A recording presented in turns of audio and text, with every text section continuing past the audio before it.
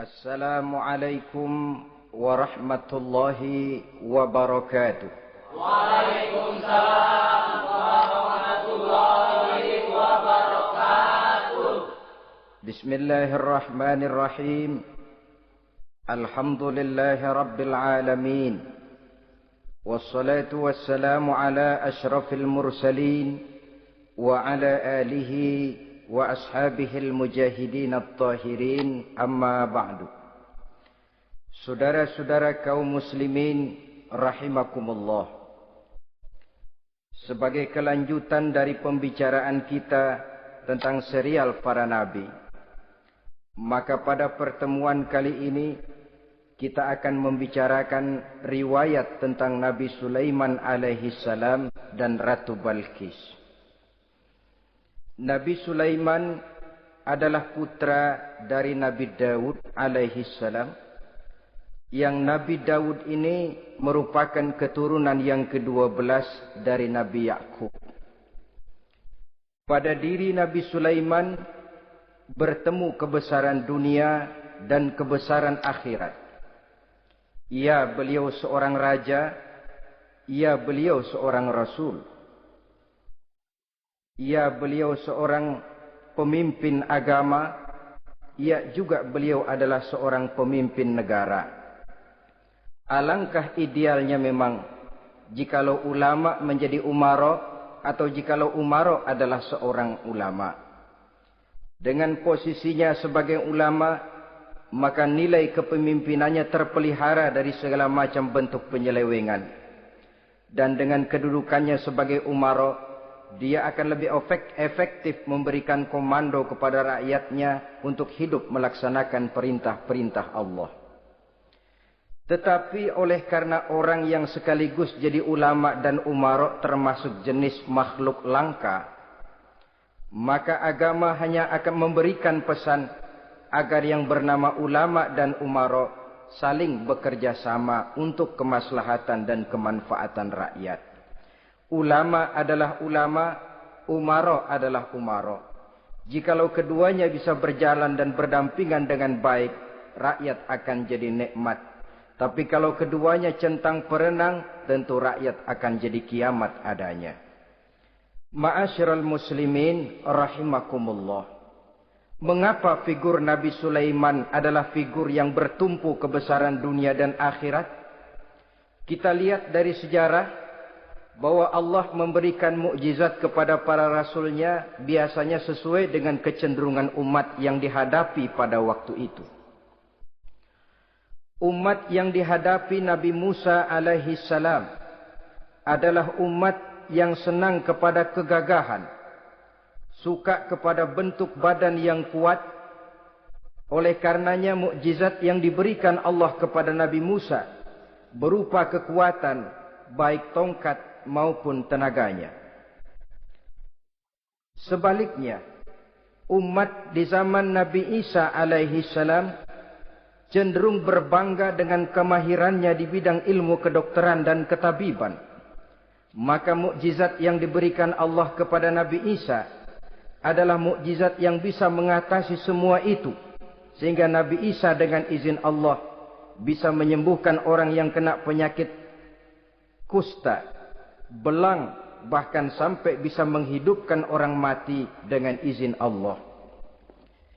Di zaman Nabi Muhammad sallallahu alaihi wasallam, kecenderungan umat kepada kemampuan bersyair, sehingga ketika itu yang dihargai adalah ujung tombak dan ujung pena. Ujung tombak dalam arti pahlawan perang, dan ujung pena dalam arti seniman dan penyair. Maka di antara mukjizat terbesar yang diberikan kepada Nabi adalah Al-Quranul Karim, yang keindahan gaya bahasanya tidak seorang penyair pun sanggup menandinginya. Di zaman Nabi Sulaiman alaihi salam, kebesaran dan kemegahan dunia, kekuatan dan kejayaan menjadi ukuran. Kita tahu bahwa Jalut yang dihadapi oleh Nabi Daud adalah seorang yang bertubuh besar dan gagah perkasa, yang dalam sejarah lebih kita kenal dengan nama Goliat misalnya. Maka tidak heran kalau mukjizat yang diberikan Allah kepada Nabi Musa merupakan mukjizat yang bertumpu antara kebesaran dunia dan kebesaran akhirat, sebagai raja dan juga sebagai nabi.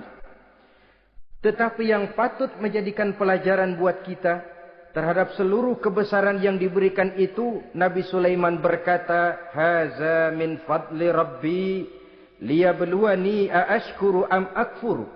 Semua ini, kekuasaan dan kebesaranku, kejayaan dan kekayaanku adalah anugerah Tuhan untuk menguji diriku. Adakah aku menjadi bersyukur karenanya atau malah aku menjadi ingkar karenanya? Alangkah baiknya jikalau ucapan Nabi Sulaiman ini kita bisa resapi dan kita bisa terapkan dalam kehidupan ini. Seorang pedagang yang berhasil berkatalah seperti perkataan Nabi Sulaiman. Seorang pejabat dengan kedudukan tinggi berkatalah seperti perkataannya Nabi Sulaiman. Seorang ulama dengan posisi sebagai pemimpin yang non formal berkatalah seperti perkataan Nabi Sulaiman. Seluruhnya berkata, "Haza min fadli Rabbi." Seluruhnya ini adalah karunia Allah untuk menguji diriku, adakah aku bersyukur atau aku menjadi ingkar karenanya. Inilah sekelumit tentang kebesaran Nabi Sulaiman alaihi salam. Pada usia 13 tahun, beliau sudah mewarisi kerajaan ayahnya Nabi Daud dengan meninggalnya Nabi Daud alaihi salam. Dan sejak itu, keistimewaan Nabi Sulaiman alaihi salam sudah nampak dalam kehidupan. Beberapa keistimewaan bisa kita catat dari pribadi Nabi Sulaiman ini. Pertama, beliau cerdik, cerdas dan bijaksana. Dan tentu saja harus begitu. Kalau Rasul goblok, mana ada umat yang mau ikut. Tetapi kecerdikan dan kecerdasan serta sifat bijaksana ini nampak dari beberapa kisah yang pernah dihadapinya. Pertama, di saat beliau berumur 11 tahun, ketika itu yang menjadi raja adalah ayahnya Nabi Daud, datang mengadu seorang petani bahwa sawah ladangnya, tanaman-tanaman yang ditanamnya habis dimakan oleh binatang ternak dari tetangga di sebelahnya. Maka ia mengajukan usul agar binatang ternak yang memakan tanam-tanamannya itu diberikan saja kepadanya. Nabi Daud meluluskan permintaan petani ini, tapi Nabi Sulaiman berkata, "Ayah, maafkan saya. Kalau boleh saya mengajukan usul, jangan seluruh binatang ternak gembala itu diberikan kepada petani. Akan lebih baik kalau binatang ternak yang memakan tanam-tanamannya itu diberikan kepada si petani selama 1 tahun. Apabila ia berkembang biak, beranak, hasil susunya seluruhnya selama 1 tahun itu boleh dimanfaatkan oleh petani tadi. Dengan demikian saya rasakan ini merupakan satu yang lebih adil ketimbang yang tadi itu." Keputusan Nabi Sulaiman ini diterima baik oleh ayahnya, oleh si petani, dan oleh si gembala tadi. Pada usia 11 tahun, ia sudah menunjukkan kecerdikan, kecerdasan, dan sifat yang bijaksana. Contoh yang kedua. Ada 2 orang ibu yang pada saat akan bekerja di ladang, masing-masing meletakkan bayinya di satu tempat.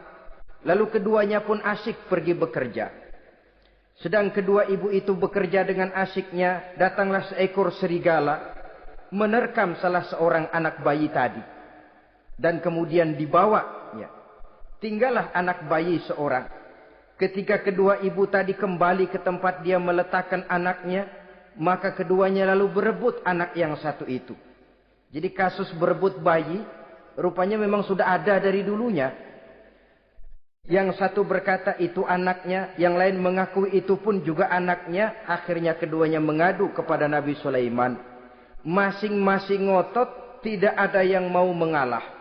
Akhirnya kata Nabi Sulaiman, "Kalau kamu berdua tidak ada yang mau mengalah, sudahlah begini saja. Berikan bayi itu kepada saya, akan saya belah 2 supaya adil. Masing-masing kamu bawa sarang sepotong." Ibu yang seorang berbinar matanya, kelihatannya gembira dengan keputusan itu. "Saya setuju Nabi Sulaiman, ini keputusan yang sangat adil. Betul, belah 2 saja bayi itu." Tapi ibu yang seorang malah berurai air matanya, membasahi pipinya. "Ya Sulaiman, daripada Tuhan belah dua anak itu, biarlah berikan saja kepada ibu yang mengaku tadi itu. Tidak sampai hati saya melihat anak yang begini ini harus menjadi korban. Biarlah dia diasuh oleh ibu yang mengakuinya tadi, asal dia tetap hidup." Nabi Sulaiman tersenyum, lalu berkata kepada ibu yang berurai air mata tadi, "Ambillah anak ini, Bu, karena ia memang benar anak ibu. Sebab sekejam-kejamnya hati seorang ibu tidak akan sampai melihat anaknya dibelah dua. Adapun engkau ibu yang gembira, engkau sesungguhnya ibu yang kurang ajar. Cuma sekedar ngaku-ngaku, buktinya anak mau dibelah dua kamu setuju. Ibu macam apa kamu anak dibelah dua setuju?"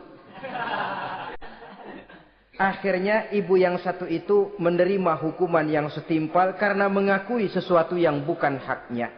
Di sini kita lihat kebijaksanaan yang dimiliki oleh Nabi Sulaiman alaihi salam. Bukti yang ketiga. Pada waktu beliau mengadakan jihad fi sabilillah, beliau mengadakan mobilisasi dana. Tidak cuma manusia, binatang seluruhnya ikut memberikan sumbangan. Ketika datang gajah, gajah nyumbang kerbau. Datang kerbau, kerbau nyumbang kambing. Datang kambing, kambing nyumbang ayam. Datang ayam nyumbang burung. Datang burung nyumbang balang. Datang balang nyumbang semut. Gajah yang nyumbang kerbau ngelihat balang nyumbang semut ketawa. "Hei semut, balang, Nabi Sulaiman kamu berikan semut untuk apa kayak gitu kecilnya? Lihatin dong saya nyumbang kebo," kata gajah. Nabi Sulaiman tersenyum seraya bersabda, "Al-hadiyatu biqadril muhdi." Pemberian itu memang sesuai dengan kemampuan orang yang memberi. Kalau gajah nyumbang kerbau, itu wajar saja. Gajah besar, sumbangannya pun besar. Sebaliknya kalau balang nyumbang semut, itu juga memang pantas. Balang kecil, sumbangannya pun kecil. Yang tidak wajar kalau ada balang mau nyumbang kerbau, ada gajah nyumbang semut. Di sini kelihatan watak yang bijaksana dari Nabi Sulaiman alaihi salam. Ini merupakan ciri keistimewaannya. Setiap rasul dibekali dengan sifat ini yang namanya sifat fatonah. Cerdik, cerdas, dan bijaksana. Yang ini memang merupakan mukjizat. Kecerdasan seorang rasul tidak merupakan hasil sekolahan, tapi merupakan bimbingan wahyu semata-mata, dan ini yang tidak bisa ditandingi oleh manusia. Jadi jangan lalu ngambil dalih rasul aja nggak sekolah pinter, lalu ikut nggak sekolah ya goblok terus. Itu khususiat kok. Sifat yang namanya fatonah itu merupakan bimbingan daripada wahyu. Adapun manusia, jikalau dia mau cerdik, jikalau dia mau cerdas, jikalau dia mau bijaksana, dia harus belajar. Dia lewat bangku sekolah, dia lewat teman bergaul, dia lewat bertanya kepada orang-orang pandai, atau autodidak dengan hidup banyak membaca dari kehidupan ini. Dengan demikian nilai kecerdikan, kecerdasan dan kebijaksanaannya akan bisa meningkat adanya. Ini keistimewaan pertama. Keistimewaan yang kedua, Nabi Sulaiman diberikan kekuasaan oleh Allah sehingga bisa menguasai angin, jin, bahkan juga mengerti segala macam bahasa binatang. Menguasai angin, beliau bisa menundukkan angin ribut dan memerintahkannya angin itu. Dalam surah Al-Anbiya ayat 81 kita temukan, "Wali Sulaiman ar-riha asifatan tajri bi amrihi ilal ardil lati barakna fiha." Dan bagi Sulaiman, ia mampu menundukkan angin ribut yang bertiup menurut perintahnya ke permukaan bumi yang kami berkahi di dalamnya. Menguasai angin, barangkali istilah sekarangnya, memahami betul meteorologi.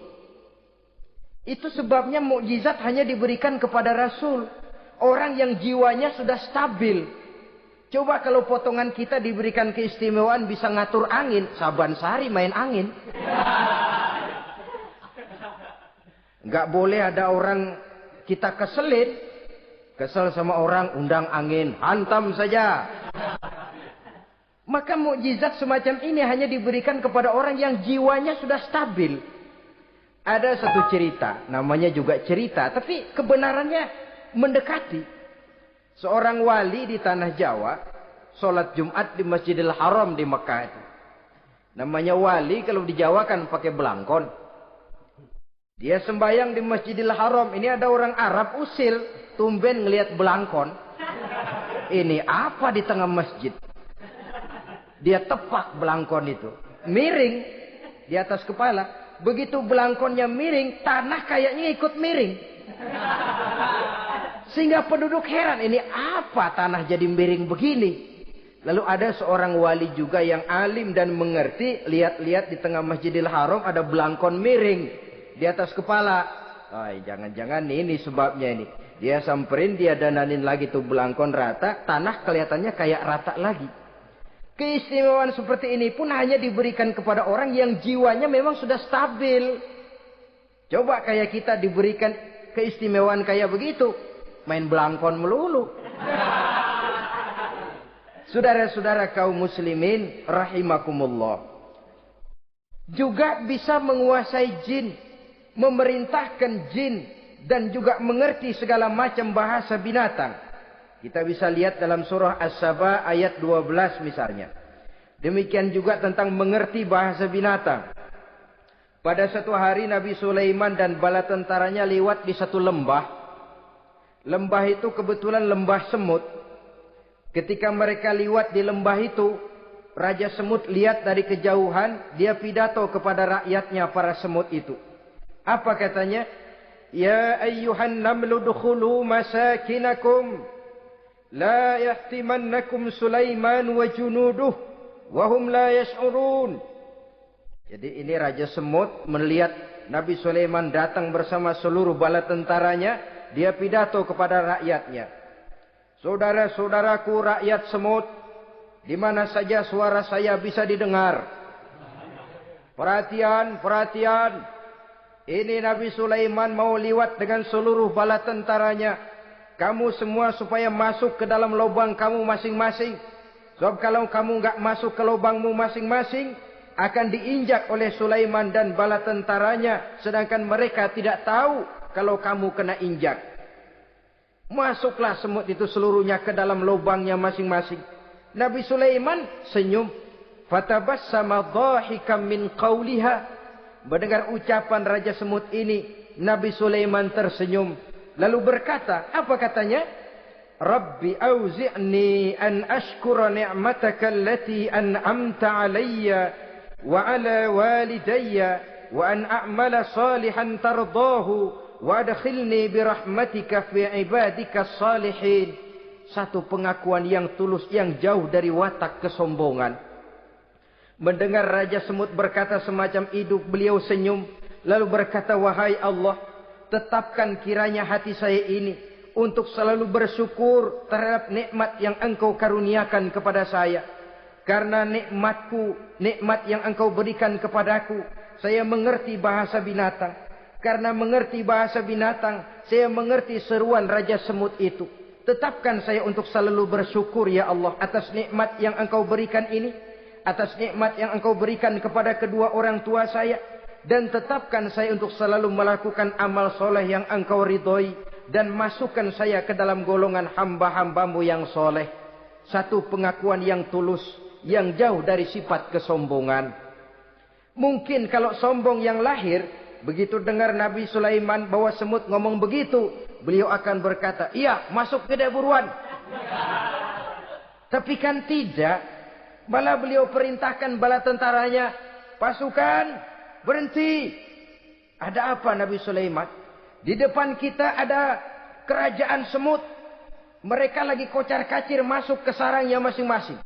Tunggu sampai mereka masuk. Dan kita bisa lewat dengan aman. Tanpa harus menginjak-injak mereka. Bala tentaranya di stop dan berhenti. Ternyata kebesarannya tidak menyebabkan ia lalu memandang remeh sampai kepada makhluk yang bernama semut sekalipun. Masih tetap dihargainya sebagai makhluk dari Allah Subhanahu wa ta'ala. Sesuatu yang perlu menjadi contoh kita semua. Sebab orang bilang kadang kacang sering lupa akan kulitnya. Kadang posisi kita yang tinggi menyebabkan kita lupa dari mana kita berasal. Kadang harta yang kita miliki menyebabkan kita lengah dari mana kita datang. Akhirnya yang timbul adalah sifat sombong dan angkuh. Ibarat kata orang, kacang lupa dengan lanjarannya. Ma'asyiral muslimin rahimakumullah. Ini kebesaran dan keistimewaan yang diberikan Allah kepada Nabi Sulaiman alaihi salam. Apa yang perlu kita jadikan tamsil dan ibarat dari kebesaran ini? Saudara-saudara kaum muslimin rahimakumullah. Keadilan sebagai umara yang berpadu dengan kebijaksanaan sebagai ulama. Satu hari seorang sahabat bertanya kepada Rasulullah sallallahu alaihi wasallam. Ya Rasul, kalau pada satu saat ajal merenggut Tuhan berlalu meninggalkan kami sekalian, kita berpisah untuk selamanya ya Rasul. Dalam kondisi semacam itu, azahrul ardi khairul lana ambatniha.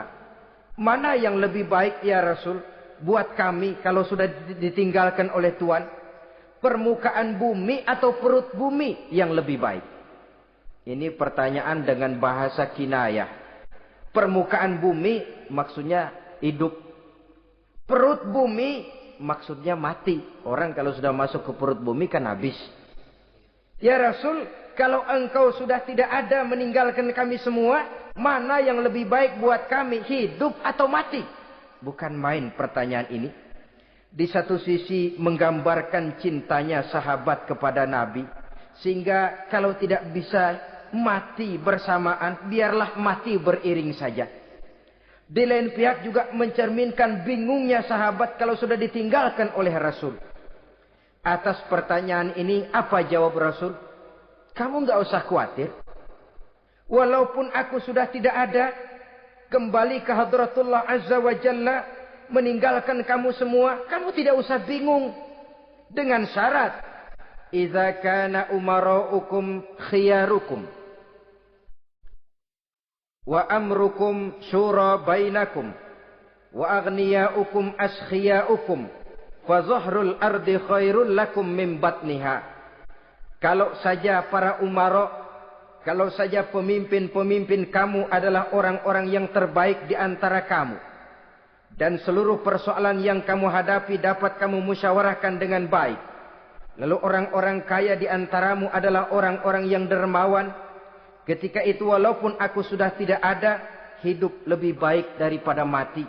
Permukaan bumi lebih baik daripada perut bumi. Dengan catatan tiga tadi. Pemimpinmu orang yang terbaik di antara kamu. Segala persoalan kamu musyawarahkan. Dan orang kayamu orang dermawan.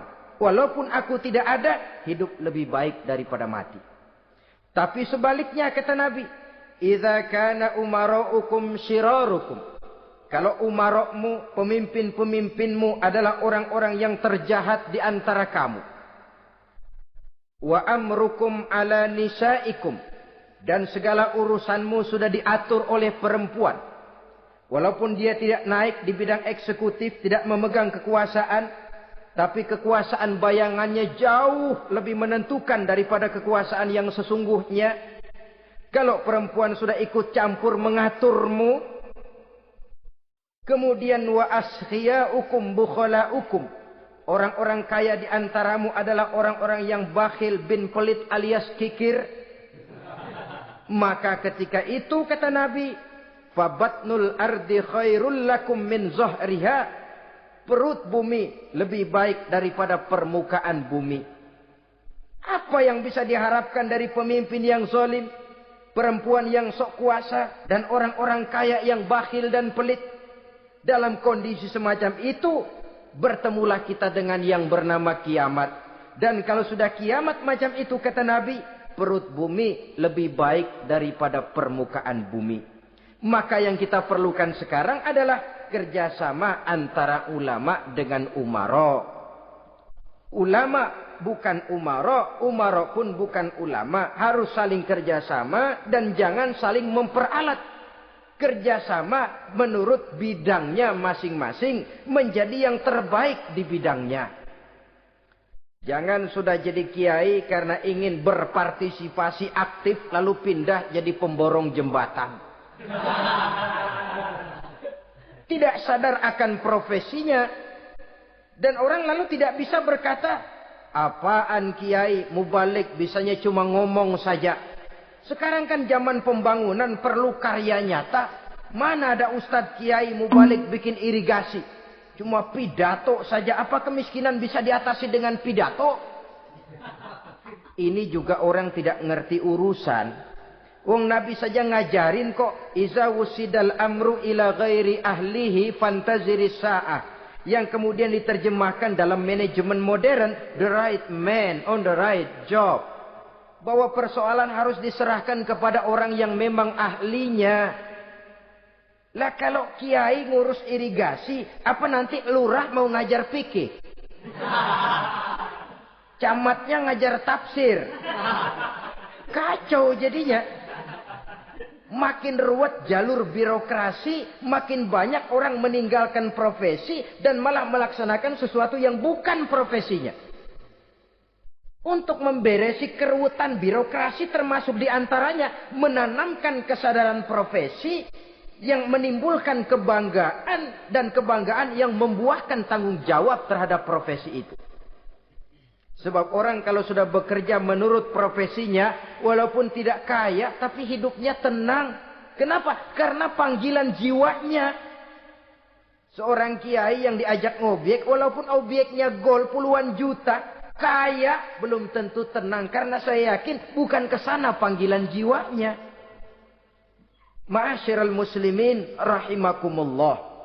Itulah sebabnya kerjasama ulama membangun lingkungannya, ulama membangun manusianya, umarok membangun lingkungannya. Sehingga terciptalah wujud daripada pembangunan manusia seutuhnya. Ya zahirnya, ya batinnya. Seluruh kita berpartisipasi, hanya bidangnya saja yang berbeda-beda.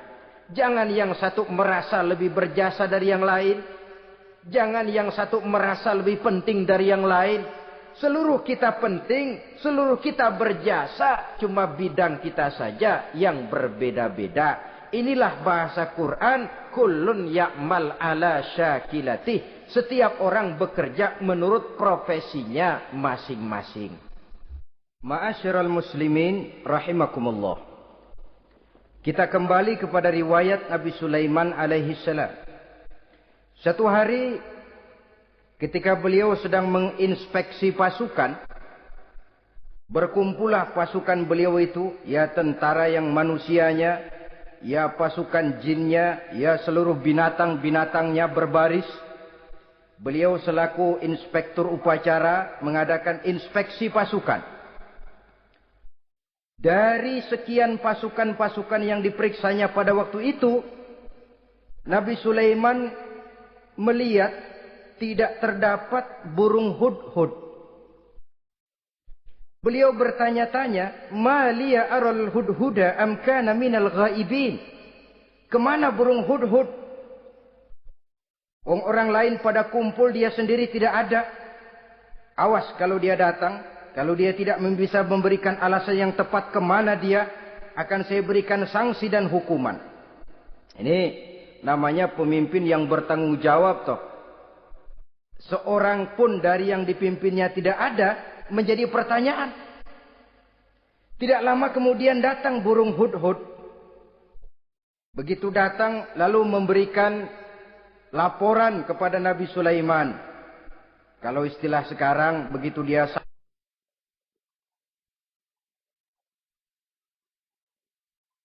sampai berdiri hormat, lapor, kata hudhud ini.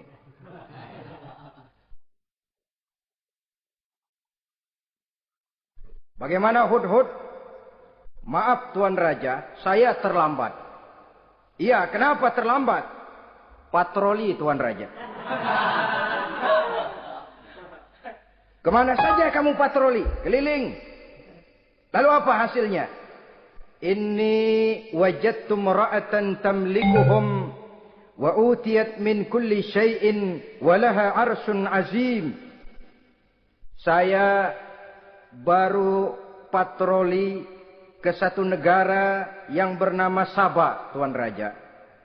Sabah, saudara tahu Sabah? Di mana itu? Dekat ibu kota Yaman sekarang.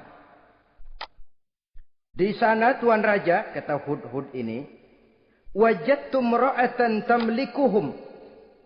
Yang jadi raja perempuan. Kalau Tuan raja besar, Tuan orang laki.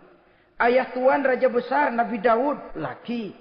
Ini mah model Tuan Raja. Orangnya rajanya raja besar tapi perempuan. Tumben saya ngelihat ada raja perempuan. Kerajaannya begitu besar. Begitu. Iya. Lalu dia jadi raja bagaimana? Ya mewarisi kerajaan ayahnya Sri Baginda Raja Syarahil. Ketika ayahnya wafat dia naik. Walaha arsun azim. Singgasananya besar. Bagus. Antik Tuan Raja. Terus bagaimana lagi? Wajadtuha wa qaumaha yasjuduna lisyamsi min dunillah. Yang jadi pikiran saya Tuan Raja. Dengan kekuasaan yang besar. Mereka itu seluruhnya. Seluruh bala tentaranya dan kaumnya. Yasjuduna lisyamsi. Mereka menyembah matahari. Bukan menyembah Allah. Mendengar ini Nabi Sulaiman tergerak hatinya. Waktu mendengar rajanya perempuan, kekuasaannya besar, belum tergerak. Tapi ketika sampai kepada yasjuduna lisyamsi, mereka sujud kepada matahari, di situ pribadi seorang rasulnya tergerak. Siapa nama ratu itu? Namanya Ratu Balqis Tuan Raja. Begini Hudhud. Laporan kamu saya terima. Alasan kamu datang terlambat bisa dipertanggungjawabkan. Kamu tidak kena hukuman. Cuma begini saja Hudhud. Karena kamu yang laporan. Kamu yang tahu lokasi negaranya. Kamu yang harus melaksanakan tugas ini. Apa Tuan Raja? Idhab bi kitabi hadha fa'alqih ilaihim. Kamu berangkat lagi ke negeri Sabah. Bawa surat saya. Berikan kepada mereka. Thumma tawalla anhum. Kemudian kamu berpaling dari mereka. Tapi jangan pulang. Fanzur madza yarji'un. Lihat apa reaksi mereka setelah menerima surat ini. Baik Tuan Raja, baik. Nabi Sulaiman menulis sepucuk surat kepada Ratu Balqis. Dan surat itu dibawa oleh burung Hudhud tadi. Terbanglah si burung Hudhud ini ke negeri Sabah. Masuk ke istana Ratu Balqis. Dan surat itu jatuh di kamar Ratu Balqis. Diambil surat tadi. Kemudian dibaca. Apa isi suratnya? Innahu min Sulaiman. Wa innahu bismillahirrahmanirrahim. Alla ta'lu alayya. Wa'tuni muslimin. Surat ini dari Sulaiman. Bismillahirrahmanirrahim. Jangan kamu merasa lebih tinggi dari aku. Datanglah kepadaku dan masuk ke dalam agama Islam. Suratnya singkat, padat, ultimatum. Jadi enggak pakai bahasa kembang, enggak pakai bahasa basi, langsung kepada isi. Surat ini dari Sulaiman. Bismillahirrahmanirrahim. Jangan kamu merasa lebih tinggi dari aku. Datanglah kepadaku dan masuklah ke dalam agama Islam. Ini yang disebut dakwah langsung tanpa pakai kembang. Saudara-saudara, menerima surat semacam ini, Ratu Balqis lalu ngumpulin para pembantu kerajaan, aparat pemerintah lah zaman sekarang. Termasuk menteri-menteri dipanggil sidang darurat di istana Ratu Balqis membahas datangnya surat dari Nabi Sulaiman alaihissalam. Tuan-tuan para menteri, bagaimana Sri Ratu? Saya dapat surat. Dari mana? Dari Sulaiman. Katanya apa? Jangan kamu merasa lebih hebat dan lebih tinggi dariku. Datanglah kemari dan masuklah ke dalam agama Islam. Menurut pendapat tuan-tuan menteri bagaimana surat ini? Apa kita penuhin permintaannya? Kita datang rame-rame masuk Islam? Oh, kata menteri, jangan dulu tuanku. Gengsi dong. Kita ini kan kerajaan besar. Tentara kita gagah. Masa mau menyerah tanpa syarat? Soal nanti kita kalah atau menang itu soal lain, Tuan Perdana Menteri, Tuan Ratu. Tapi bahwa kita punya harga diri itu harus kita tunjukkan lebih dulu. Jadi menurut Tuan Menteri bagaimana? Kami sih nunggu komando Tuan Putri saja. Artinya kalau boleh perang saja. Cuma mau duluin takut dikira nyelongcong. Kami sih gimana komando Tuan Ratu saja. Tuan komandokan berangkat, kami segera berangkat. Terserah Tuan Putri, kami seluruhnya loyal, taat dan setia menunggu titah dari Sri Paduka Ratu. Terima kasih para menteriku. Soal kesetiaanmu saya tidak meragukan. Tapi perang dimanapun selalu membawa kerugian. Kita menang rugi, tentu jatuh korban. Apalagi kalau kita kalah. Dan raja-raja yang mengalahkan negeri-negeri lain selalu membawa kehinaan kepada negeri yang dikalahkannya. Jadi bagaimana? Sekarang begini saja. Kita ambil jalan tengah. Lalu diplomasi dulu. Diplomasi macam apa Tuan Ratu? Kita kirim utusan kepada Nabi Sulaiman. Dari sana nanti kita lihat reaksinya. Saya memang selama ini sudah dengar siapa itu Nabi Sulaiman. Katanya orangnya masih muda, masih bujangan, bijaksana, kekuasaannya besar, tentaranya hebat. Cuma kan baru berita. Kita cek. Jadi diplomasi macam apa Tuan Ratu? Kita kirim utusan kepada Raja Sulaiman. Kita bawakan hadiah-hadiahnya. Yang mahal-mahal, mewah-mewah, menarik. Pokoknya yang terbaik di negeri kita, berikan kepadanya. Lihat reaksinya. Kalau dia tergiur dengan hadiah itu, dia raja. Bukan nabi. Tapi kalau dia menolak hadiah itu, dia memang nabi. Dan apa reaksi kita nanti tergantung sikap Nabi Sulaiman. Aha, kalau begitu setujulah Ratu. Itu memang bijaksana. Diplomasi dulu. Iya, jangan datang-datang main perang aja loh. Perang sih gampang. Tapi ini kan ada meja perundingan. Sepanjang masih kita bisa menempuh jalan damai, damai saja dulu. Baik. Maka diaturlah satu barisan diplomasi untuk menuju Palestina, kerajaan Nabi Sulaiman alaihi salam. Rombongan terdiri dari 500 orang laki-laki dan 500 orang perempuan. Yang laki ganteng, yang perempuan cantik. Yang laki dikendarai dengan kuda-kuda pilihan dan yang perempuan dikendarai dengan keledai-keledai pilihan. Kuda dan keledai pun dihiasi begitu rupa. Pelanaknya yang terbagus dilapis dengan sutra. Sedangkan bawaan-bawaannya tidak lain daripada intan, berlian, mutiara, jamrud, yakut, kesturi. Yang dilapis dengan sutra tenun yang asli. Pendeknya hadiah yang serba wah. Dan rombongan ini dipimpin oleh seorang diplomat ulung dari negeri Sabah. Bernama Munzir bin Amru. Ini ahli diplomasi dari negeri Sabah. Dipesanlah oleh Ratu Balkis. Kalau datang nanti kamu ke negeri Sulaiman. Sikapmu harus begini, begini dan segala macam. Ditatar dulu. Sebab ini mau diplomasi tingkat tinggi. Baik Sri Ratu. Nah, sudah mendengar perundingan ini. Burung hud-hud pulang ke negeri Nabi Sulaiman. Apel lagi. Lapor Tuan Raja. Bagaimana hud-hud? Sikapnya mereka akan mengutus utusan. Dengan membawa berbagai macam hadiah. Untuk datang ke negeri kita. Baik. Nabi Sulaiman kumpulkan tentaranya, terutama para jin. Hei tentaraku, khususnya kalian para jin. Akan datang rombongan tamu besar ke negeri kita. Maka mulai saat ini saya komandokan. Kamu bangun satu istana yang megah. yang belum pernah ada dalam waktu yang relatif singkat.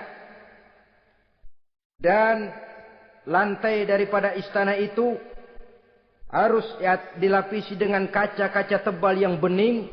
Bawahnya diisi dengan air, diisi dengan ikan-ikan hias yang indah-indah.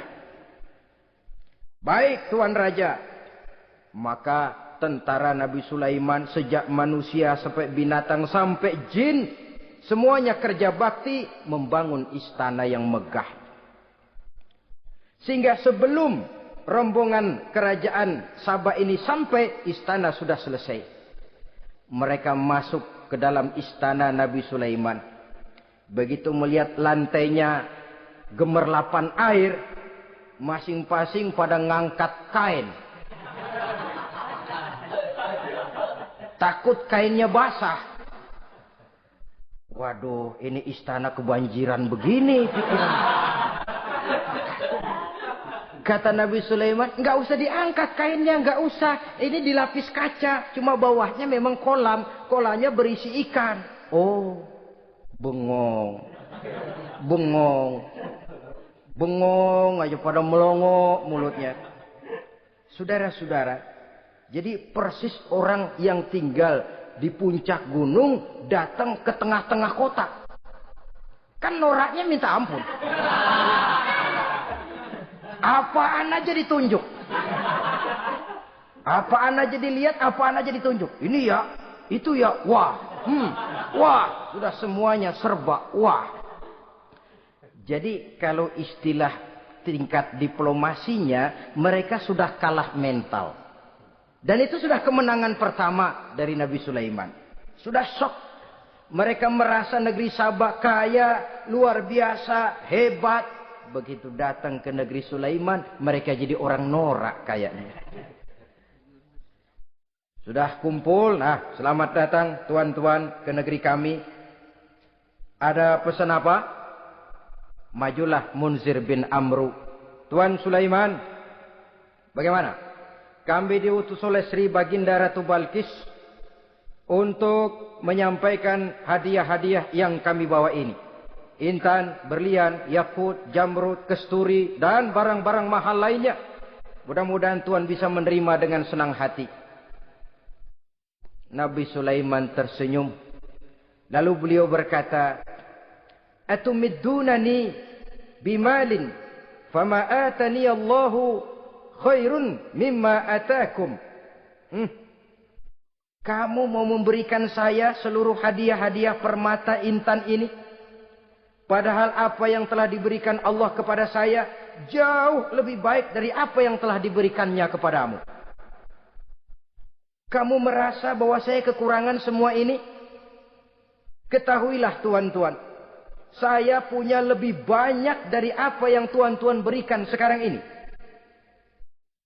Irja' ilaihim. Bawa pulang kembali seluruh hadiah ini. Sampaikan salam saya kepada ratumu, Ratu Balkis. Falanatiyannahum bijunudin la qibala lahum biha.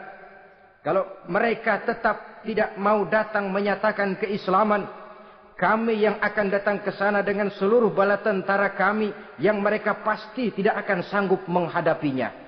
Saudara bisa baca dalam surah An-Naml ayat 36. Saudara hadirin ma'asyiral muslimin rahimakumullah. Kalau orang sudah silau dengan yang namanya upeti, hadiah, harta, secara mental dia sudah jatuh. Andai kata ketika itu Nabi Sulaiman menerima seluruh hadiah tadi, maka misi kerasulannya tidak akan jalan. Wibawanya hancur dan dia tidak akan sanggup lagi mendakwahkan Ratu Balkis untuk masuk ke dalam agama Islam. Dia akan jadi cemoohan di negeri Sabah. Sulaiman ngomong aja dikasih hadiah telap. Nah, ternyata ada yang lebih mahal dari harta. Ada yang lebih mahal dari intan dan mutiara. Ada yang lebih mahal dari pangkat dan kedudukan. Apa dia? Harga diri. Dan itu yang langka sekarang ini. Lebih baik jalan kaki tapi kita bebas mendongakkan kepala kemanapun kita mau. Daripada naik mobil empuk tapi mata nunduk saja nggak berani lihat ke atas. Kehilangan harga diri. Ulama yang kehilangan harga diri akan menyelewengkan ayat. Pejabat yang kehilangan harga diri akan melakukan segala macam penyelewengan. Dan lain sebagainya. Harga diri sesuatu yang mahal. Terutama di kota-kota besar, kota-kota yang menyandang gelar metropolitan, biasanya harga diri ini sudah tidak dihiraukan orang lagi. Cuma untuk uang yang relatif kecil, cuma untuk kedudukan yang temporer, orang tidak segan-segan mengorbankan sesuatu yang paling mahal yang bernama harga diri. Akhirnya suap merajalela, sogok menjadi-jadi, semir pun menjamur. Bahkan malah kadang-kadang jadi target. Sehingga ada pernah berita jabatan wakil gubernur katanya dikomersilkan. Siapa yang bisa memberikan sekian puluh juta dia akan naik. Ini kalau sudah begini ya salam. Orang itu kalau memperoleh satu jabatan karena mengeluarkan banyak uang, percayalah saudara, begitu dia naik ke jabatan itu, langkah pertama yang dia lakukan, bagaimana supaya uangnya bisa kembali. Bukan bagaimana bekerja sebaik-baiknya. Bukan bagaimana mensejahterakan rakyat sebaik-baiknya. Karena dia merasa naik jabatan banyak mengeluarkan uang, setelah dia naik, gimana supaya pulang modal dulu. Lebihnya kalau ada, baru bekerja buat rakyat. Itu pun kalau nggak keburu pensiun. Kadang-kadang malah lebih celaka lagi kalau sudah mau pensiun baru bikin pemutihan. Wah saya baru rajin iktikaf di masjid, pergi haji. Kenapa? Udah pensiun. Tapi waktu masih aktif, tanda tangan masih laku, nota masih dihargai, kata belece masih berwibawa. Lupa berbuat untuk hari depan dirinya sendiri, yaitu akhiratnya. Konon lagi untuk umat dan agamanya. Jadi untuk mengabdi, berbuat baik kepada umat, berkhidmat kepada agama, iktikaf di masjid, tuan-tuan, tidak usahlah nunggu sampai pensiun. Manfaatkan posisi yang tuan-tuan punya sekarang ini untuk beribadah dengan sebaik-baiknya. Itu pun masih bersyukur, masih bisa mengadakan pemutihan daripada tidak sama sekali. Cuma alangkah akan lebih efektifnya lagi kalau itu diawali pada saat kita masih mempunyai posisi kunci. Ini reaksi Sulaiman, saudara-saudara. Diberikan hadiah yang mahal, atau midunani bimalin. Kamu mau nyogok saya dengan hadiah ini, yang diberikan Allah lebih hebat dari yang kau bawa sekarang ini. Apa yang saya cari? Oleh Allah saya telah diberikan sesuatu yang lebih besar dari yang kau bawa. Sudah, bawa pulang saja. Sampaikan salam kepada ratumu. Kalau dia tetap ngotot tidak mau kemari, saya yang akan datang ke sana dengan seluruh bala tentara yang saya yakin sampean akan kewalahan ngadepinnya. Pulang, sampaikan salam saya, bawa seluruh hartamu. Diplomasi tahap pertama menang total. Utusan Raja Sabah sudah kalah mental, kalah juga fisik. Pulanglah mereka dengan membawa kembali seluruh hadiah yang mereka ingin sampaikan tadi. Bisa dibayangkan mentalnya itu. Ya. Sama juga kita sudah punya niat ingin menyogok seseorang. Tahu-tahu yang mau disogok nggak nerima. Pulang kayaknya muka kan belipet. Sulit ketemu orang. Jadi perasaan kita orang pada ngetawain aja. Padahal orang mah nggak tahu persoalannya. Tapi sikap mental sendiri itu. Jadi memang saudara-saudara ini berkaitan. Walaupun yang mau nyogok banyak, kalau yang disogok nggak mau, nggak jadi. Walaupun ada yang minta disogok, kalau yang mau nyogok nggak ada, juga nggak nyetel. Lah ini nyetel, yang mau nyogok banyak, yang disogok pun ada. Jadilah perbuatan itu. Ma'asyiral muslimin rahimakumullah. Sampai mereka di kerajaan Sabah, mereka ceritakan itu. Ratu Balkis bengong. Ternyata yang saya dengar selama ini memang benar rupanya. Sulaiman bukan cuma raja, tapi juga rasul. Bukan cuma pemimpin negara, tapi juga pemimpin agama. Lalu bagaimana, Saudara Ratu? biar saya pikir-pikir dulu. Pikir. Bagaimana ya? Sudahlah, begini saja. Kita sekarang berangkat ke negeri Nabi Sulaiman. Saya yang akan langsung memimpin rombongan. Ada 2 tujuan Ratu Balkis sebenarnya. Tujuan pertama ingin melihat dengan mata kepala sendiri kebesaran Sulaiman yang selama ini dia cuma dengar beritanya saja. Yang kedua, ada udang di balik batu. Kalau setelah Nabi Sulaiman nanti melihat kecantikan Ratu Balkis ini, dia bisa fly. Nah, istilah anak sekarang, dia bisa fly. Nah, siapa tahu kan karena kecantikannya Nabi Sulaiman lalu jatuh hati dan Dewi Amor pun bicara. Nanti bila mata bertemu mata, bibir ikut senyum, hati berdetak.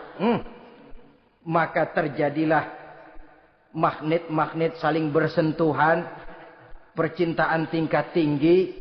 Kan lumayan dapat suami, dapat pacar seorang raja besar. Jadi dengan harapan ini berangkatlah Ratu Balkis ke negeri Nabi Sulaiman. Hud lapor lagi. Lapor. Bagaimana Hud? Ini Ratu Balkis yang mimpin sekarang. Baik, kita siap-siap. Begini saja, kata Nabi Sulaiman. Siapa yang bisa bawa singgasana Ratu Balkis ke sini? Jin Ifrit tampil. Saya. Berapa lama kamu perlukan untuk membawa singgasana Ratu Balkis kemari? Sebelum Tuan bangun dari tempat duduk, itu singgasana sudah bisa sampai kemari, Tuan Raja. Bagus. Ada yang bisa lebih cepat? Saya, kata seorang ulama. Berapa lama? Sebelum Tuan kedip. Asal Tuan kedip, Tuan melek lagi, singgasana sudah sampai di sini. Baik, kerjakan. Dalam waktu sekejap itu singgasana Ratu Balkis sudah sampai di istana Nabi Sulaiman. Pasang di sini, biar dia dudukin nanti. Rubah sedikit biar dia nggak kenali. Dirombak sedemikian rupa. Masuk Ratu Balkis ke istana Nabi Sulaiman. Terjadilah kemudian di perundingan semacam tingkat tinggi antara raja dengan raja. Bagaimana Tuan Ratu Balkis? Iya, Tuan Sulaiman. Iya, bagaimana? Saya kagum dengan kebesaran Tuan. Bukan kebesaran saya. Seluruhnya ini adalah karunia Allah kepada saya. Saya dengar Tuan menyembah matahari. Padahal matahari tidak pernah memberikan apa yang Tuan kehendaki. Matahari tidak pernah menciptakan Tuan. Adalah lebih baik Tuan menyembah yang menciptakan matahari daripada menyembah matahari itu sendiri. Nabi Sulaiman, bagaimana kalau kita mengadakan ya sambil berunding, sambil lobbying istilah sekarang. Baik, lobbying pun jadi. Berjalanlah meninjau seluruh pelosok istana Nabi Sulaiman alaihi salam. Seperti halnya bala tentaranya, Ratu Balkis juga sampai di lantai kaca, angkat kain. Kata Nabi Sulaiman, jangan diangkat tuh kain. Ini bukan air, istana kaca. Bukan main kebesaran kamu. Melihat begitu kebesaran Nabi Sulaiman, Ratu Balkis yang niatnya sementara mau melontarkan diplomasi asmara, lupa. Lalu apa katanya? Rabbi inni zolamtu nafsi. Ya Allah, selama ini saya benar-benar telah zolim kepada diri saya. Begitu banyak nikmat yang Engkau berikan kepada saya. Saya jadi ratu dengan kekuasaan yang besar, mewarisi kebesaran ayah. Dengan kerajaan dan bala tentara yang gagah perkasa. Bukan saya bersyukur kepadamu, malah saya menyembah matahari. Inni zolamtu nafsi. Sungguh saya telah zalim kepada diri saya. Maka mulai sejak saat ini, aslamtu ma'a Sulaiman lillahi rabbil alamin. Mulai sejak saat ini ya Allah, saya nyatakan diri, saya masuk Islam, bertuhankan Allah Rabbul Alamin. Saya tunduk kepada Nabi Sulaiman alaihi salam. Masuk Islam sebelum diplomasi asmaranya melayang, saudara-saudara. Sudah masuk Islam? Sudah. Nah, Ratu Balkis sekarang bagaimana? Ya Nabi Sulaiman, Kalau saya masuk Islam, apakah kerajaan saya akan tunduk dan diatur oleh kerajaan Tuhan? Tidak. Kamu persilakan pulang ke kerajaanmu. Atur negerimu menurut cara yang kamu mau, asal sesuai dengan perintah Allah. Saya bukan penjajah. Saya cuma mengajak kamu ke dalam Islam. Saya tidak ingin meluaskan wilayah saya. Asal kamu sudah masuk Islam, tugas sudah saya jalankan. Perkara kerajaanmu, kau pulang, kau atur dan kau tetap jadi raja. Jangan merasa kalau sudah masuk Islam lalu kerajaanmu saya caplok. Islam bukan penjajah, Ratu Balkis. Baiklah Nabi Sulaiman, saya tahu. Tapi untuk melanggengkan kerjasama antara kerajaan Sabak dengan kerajaan Tuhan, caranya bagaimana? Mulai ngojok-ngojok. Dia nggak bilang lu demen aja deh sama gue. Enggak. Cuma untuk jangka panjang. Jangka panjangnya Sulaiman. Supaya kita tetap bisa kerjasama, caranya bagaimana? Ya supaya kerajaan berumur panjang, kau harus punya keturunan. Kata Nabi Sulaiman. Itu kan berarti saya harus nikah. Memang. Tapi saya ratu. Suami saya kan paling kurang juga harus maharaja, sahansah. Ya sebenarnya sih cuma dia nggak bilang aja. Di kerajaan gue nggak ada yang setimpal. Gue maunya sama elo. Itu kalau bahasa kita. Cuma ini kan bahasa perempuan. Perempuan kan paling pintar nahan perasaan. Nggak kayak orang laki. Orang laki kalau lagi mabok cinta teler. Sama siapa aja dia cerita. Gue kan lagi demen sama si Ano. Lain sama perempuan, dia paling bisa jaga perasaan. Saya kalau begitu, saya harus kawin dengan maharaja. Ya kamu tinggal pilih saja, kata Nabi Sulaiman. Nabi Sulaiman, ini Perdana Menteri Pak udah pada mesem-mesem, udah paham ke arah mana maksudnya. Bagaimana kalau kita kukuhkan saja dua kerajaan ini, Nabi Sulaiman? Saya pun setuju kalau itu kamu punya mau. Wah ini Perdana Menteri takbir semua. Allahu Akbar, Alhamdulillah, Alhamdulillah. Sampai akhirnya Nabi Sulaiman pun menikah dengan Ratu Balkis. Bergabunglah dua kerajaan besar itu. Saudara-saudara kaum muslimin rahimakumullah. Kemudian setelah bertahun Nabi Sulaiman wafat. Tidak seorang pun tahu karena beliau wafat sedang pegangan tongkat. Ketika tongkat dimakanin rayap, rapuh, baru beliau jatuh. Orang tahu kalau Nabi Sulaiman sudah wafat. Menurut riwayat beliau wafat itu sedang sholat. Karena sholat Nabi Sulaiman cuma diri saja. Tidak pakai ruku dan sujud. Menurut riwayat lain beliau sedang memandori jin dan tentaranya yang sedang kerja. Begitulah wafat beliau. Kita bisa baca dalam surah Saba ayat ke-14. Setelah beliau wafat, Palestina diserbu oleh Raja Bukhtanasor atau Raja Nebukadnezar. Seluruh kebesaran Sulaiman di bumi hanguskan.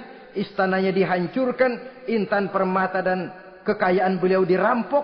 Dan tinggallah kebesaran Sulaiman cuma legenda saja. Yang kita kenal dengan istilah Haikal Sulaiman. Legenda, riwayat-riwayat yang sampai sekarang ini masih bisa kita telusuri kebenarannya. Saudara-saudara, inilah pertemuan yang singkat ini. Walaupun serba singkat, mudah-mudahan ada manfaatnya.